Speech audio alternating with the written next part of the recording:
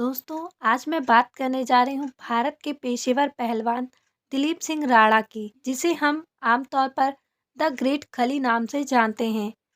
खली एक ऐसा नाम है जिसने देश विदेश के कई बड़े रेसलिंग के खेल में भारत का नाम रोशन किया है। ग्रेट खली ने जॉन सीना और ट्रिपल एच जैसे खूंखार फाइटर्स को हराकर 2007-8 के वर्ल्ड हैवीवेट चैंपियनशिप में जीत हासिल की थी। लेकिन इनकी कहानी काफी संघर्षपूर्ण है। तो चलिए जानते हैं खली की प्रेरणादायक कहानी। ग्रेट खली की पूरी कहानी।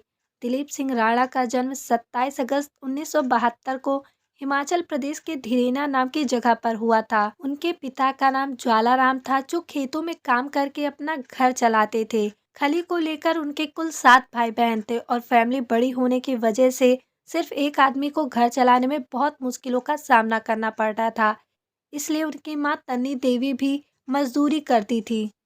खली भी अपने परिवार की आर्थिक स्थिति को देखते हुए ज्यादा दिनों तक पढ़ाई नहीं कर सके और फिर गांव में ही मजदूरी करने लगे। खेतों में दिन भर पौधों की रुपाई करने की एवज में उन्हें 5 रुपए मिलते थे। बचपन में बेहद खराब दौर से गुजरे दलीप सिंह राणा को एक समय अपने कद के कारण लोगों के बीच उपहास का पात्र भी बनना पड़ा। गांव के लोग भी उनके हाइट और बॉडी का फायदा उठाते थे और सभी भारी भरकम काम उन्हीं से करवाते थे। लेकिन दोस्तों, बहुत कम लोगों को पता है कि खली का ऐसा शरीर एक्रोमेगली नाम की बीमारी से ग्रस्त होने की वजह से है और इस बीमारी की वजह से उनका चेहरा भी थोड़ा अजीब लगता है। कुछ दिनों तक गांव में मजदूरी करने के बाद जब उन्हें ज़्यादा पैसों की ज़रूरत पड़ने लगी तो वह अपने गांव से शिमला चले गए और फिर वहां जाकर सिक्योरिटी गार्ड की नौकरी करने लगे। लेकिन यह भी उनके लिए काफ़ी नहीं था, क्योंकि काम करने के बाद उन्हें जितना भी पैसा मिलता था उससे उनकी डाइट भी पूरी नहीं हो पाती थी और पैसे घर भेजने की तो बात ही छोड़ दीजिए। लेकिन तभी शिमला घूमने आए एक पंजाब पुलिस ऑफिसर की नज़र खली पर पड़ी और वे उनके शरीर को देखकर मानो दंग रह गए। फिर उन्होंने खली की आर्थिक सहायता करते हुए उन्हें पंजाब आकर पुलिस में शामिल होने को कहा।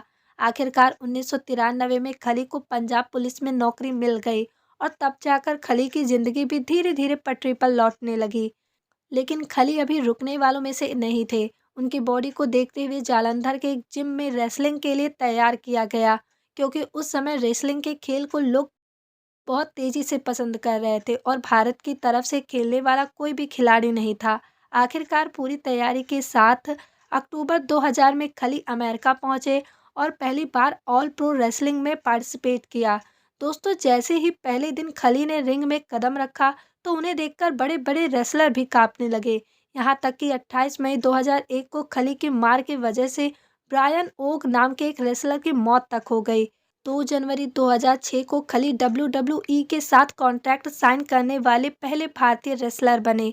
इसके बाद उन्होंने अंडरटेकर जैसे ताकतवर रेसलर को 10 मिनट में हराकर सबका ध्यान आकर्षित किया था और आगे चलकर बिग शो, मार्क हेनरी और बटिस्टा जैसे पहलवानों को मात देकर डब्ल्यूडब्ल्यूई का खिताब जीता।